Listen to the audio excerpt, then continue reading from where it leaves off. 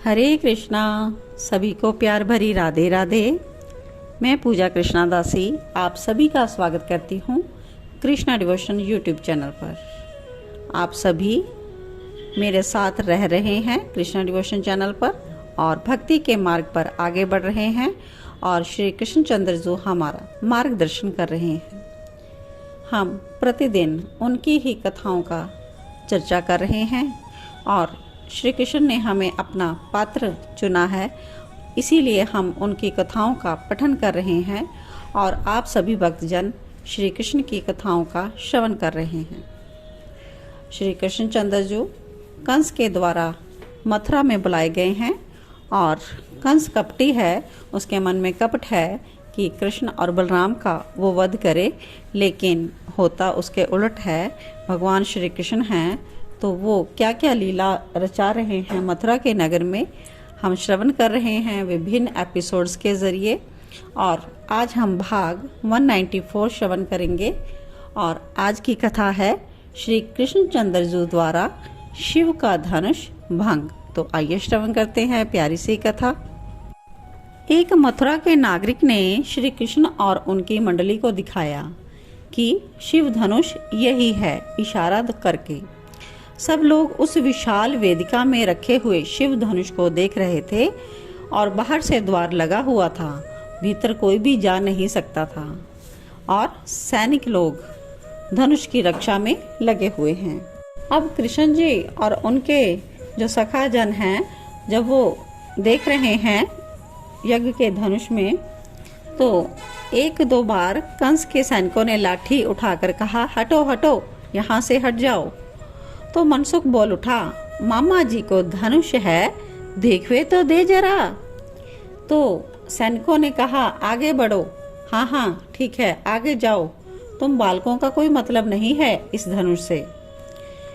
तो मथुरा के एक नागरिक ने श्री कृष्ण को एक तरफ ले जाकर बिठा दिया कि आप इधर आ जाइए। तो उस नागरिक से श्री कृष्ण प्रश्न कर रहे हैं कि ये जो यज्ञ हो रहा है इसी धनुष के लिए है। नागरिक कहता है, हाँ इसी धनुष के लिए। कहते हैं ये धनुष जड़ नहीं चैतन्य है, किसी के हाथों भारी हो जाता है तो किसी के हाथों हल्का। शिव धनुष है ये और भगवान परशुराम ने राजा कंस को ये धनुष प्रदान किया था। वो नागरिक बोलता जा रहा है। कंस का ये भी कहना है, वो बताता है कि धनुष बलि मांगता है, इसलिए इस धनुष को बलि चढ़ाने के लिए ही कंस ऐसे यज्ञ का आयोजन करता है। श्री कृष्ण बोले, पर ओडरदानी का धनुष भला बलि क्यों मांगने लगा? हाँ आप सही कह रहे हो, बड़े बड़े मथुरा के विद्वान भी यही कहते हैं। उस नागरिक ने कहा, फिर वो विद्वान समझाते क्यों नहीं राजा कंस को? श्री धामा ने भी पूछा। वो कहता है कि अपने प्राण किसे प्यारे नहीं होते, कितना भी बड़ा विद्वान हो प्राणों का मोह तो रहता ही है। कंस को समझाना मतलब अपने प्राणों का मोह त्याग देना, वो मार देगा, ऐसा नागरिक ने उत्तर दिया। श्री कृष्ण फिर पूछते हैं कि अच्छा यज्ञ के विषय में बताओ। धनुष के यज्ञ के बारे में ही सुनना चाह रहे थे श्री कृष्ण। तो वो बोला, हाँ करीब 12 वर्ष हो गए धनुष यज्ञ नहीं हुआ, उससे पहले होता था, इसलिए तो इस बार कंस ने धनुष यज्ञ ही विशेष रखा है। तो कपोल के हाथ रखकर श्री कृष्ण पूछ रहे हैं, करते क्या हैं इस धनुष यज्ञ में?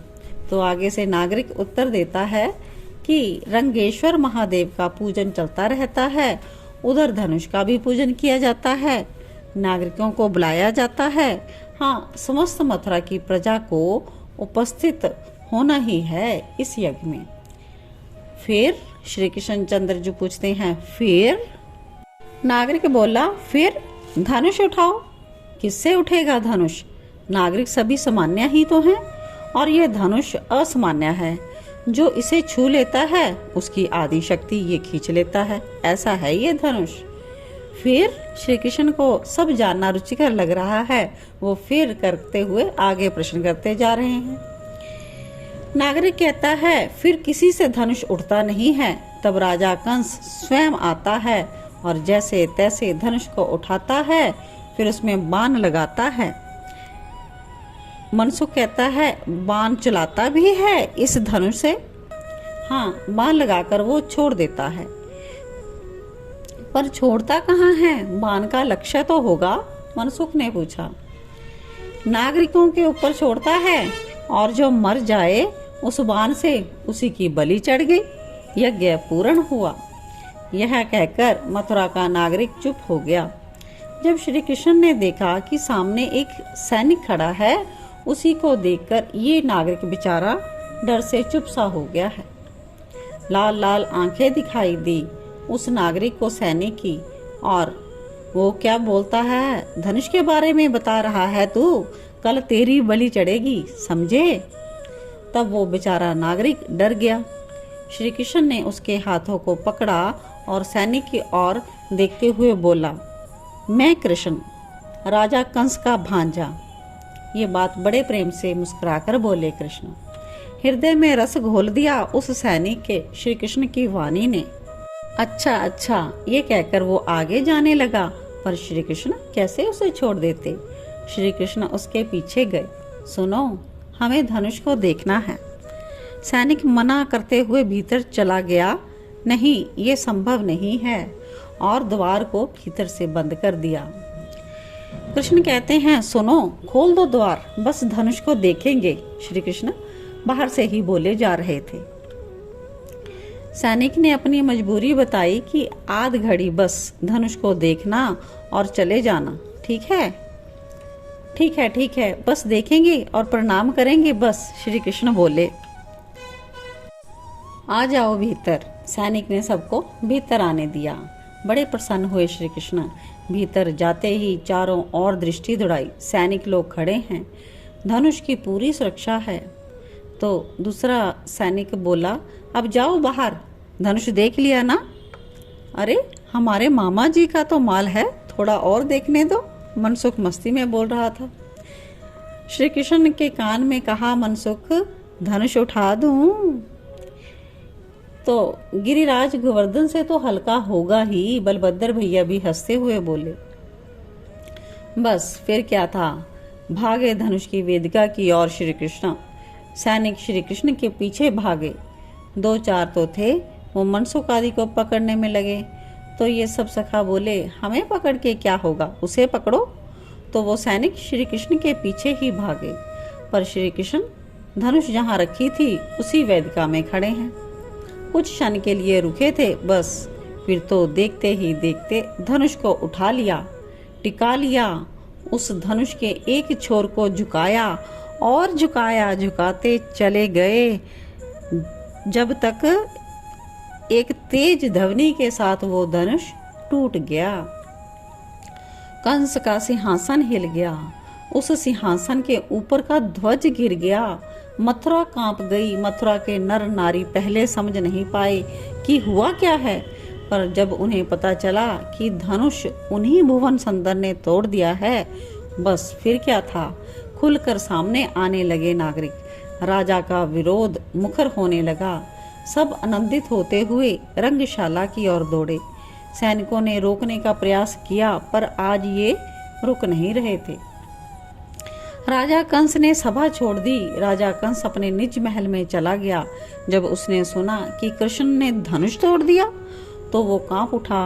हाय, अब मुझे कृष्ण मार देगा, मार देगा वो। विदुर जी को सुना रहे हैं, उद्धव तात, मथुरा के नागरिक इसलिए प्रसन्न हुए और राजा कंस का मुखर विरोध करने पर उतर आए थे कि शिव धनुष देते समय परशुराम भगवान ने कहा था कंस को कि जो कोई भी इस धनुष को तोड़ेगा वही तेरा वध करेगा। ये बात मथुरा की प्रजा जानती थी, पर मुंह लटकाए दुखी श्री कृष्ण धनुष तोड़कर आगे की ओर चल दिए। बलभद्र ने पूछा, भैया ए कन्हैया, तू दुखी है? हाँ भैया, श्री कृष्ण ने कारण भी बताया। रामा अवतार में धनुष तोड़ा था तो सियाजू मिली थी, पर यहाँ तो बलराम भैया इसी बात पर खूब हंसे, खूब हंसे। बोलिए कृष्ण कन्हैया लाल की जय। श्री राधा रानी सरकार की जय। तो आज के लिए इतना ही। बहुत ही अमृत प्रसादी हुई प्रभु की कथा और प्रभु की बातें। बहुत ही सुंदर लीला अवतार लिए हुए कृष्ण बहुत सी लीलाएं कर रहे हैं और हम उनके रस के समुद्र में भीग रहे हैं। तो नित्य प्रतिदिन श्रवण करते रहें श्री कृष्ण चरित अमृतम और प्रभु की भक्ति में लगे रहें। यही हमारा प्रमुख मोटिव है। आप सब भक्ति करें और इस भक्ति को भगवान का प्रमुख कार्य मानते हुए वीडियोस को आगे शेयर ज़रूर करें। जय श्री कृष्णा, जय श्री राधे।